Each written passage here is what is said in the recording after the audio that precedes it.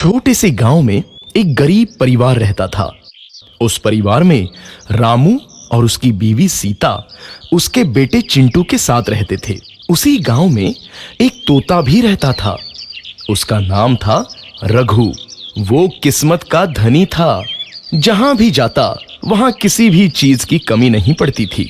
एक दिन रघु उड़ते उड़ते उस गरीब परिवार के घर गया। रघु सोचता है, अरे वाह, लगता है यहाँ आज बहुत अच्छा खाना मिलेगा। मैं पेट भर के खाऊंगा। वो एक कटोरी में रखे अमरूद देखता है।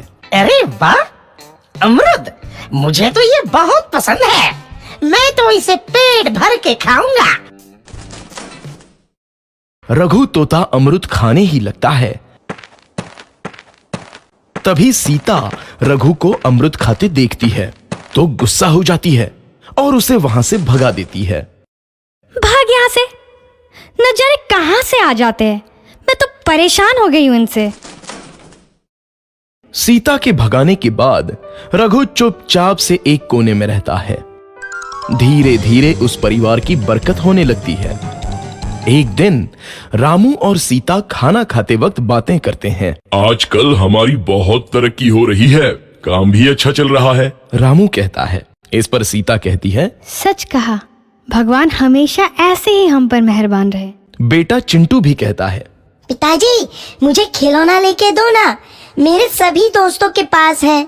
रामू कहता है, ठीक है, जरूर लाऊंगा।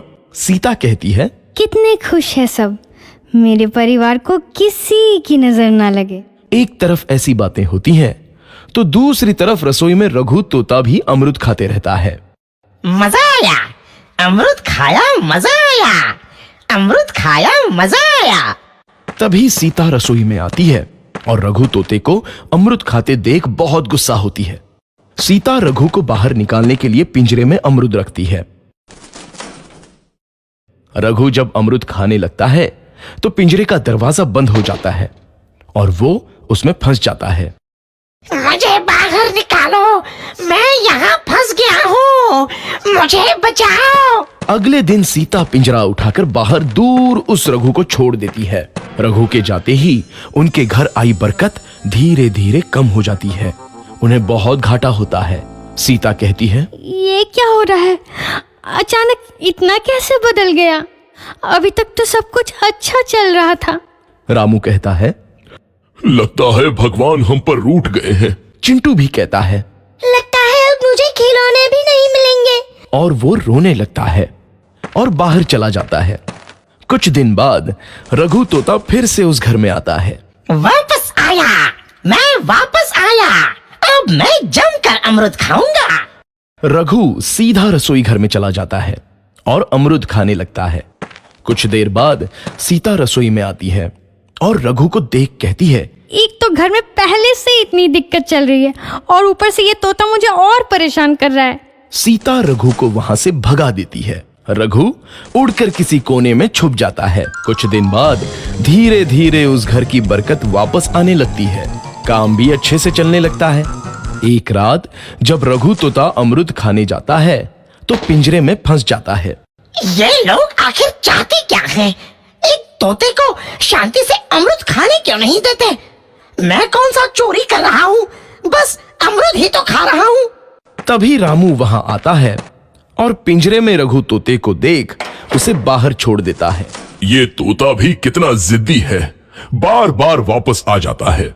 जैसे ही रामू रघु को छोड़ देता है, अगले दिन से फिर से उनके घर की बरकत जाने लगती है। काम में घाटा होता है।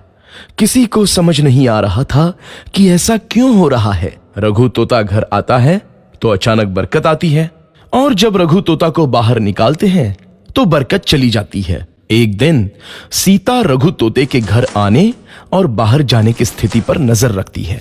ये तोता जब भी घर आता है तो घर में बरकत आती है और जैसे ही ये घर से बाहर जाता है तो उसी के साथ बरकत भी चली जाती है। कहीं ये जादुई तोता तो नहीं है? अगली बार जब ये तोता घर आएगा तो मैं इसे कहीं नहीं जाने दूंगी। सीता रघु का बहुत इंतजार करती है लेकिन रघु तोता दोबारा उस घर में कभी नहीं आता।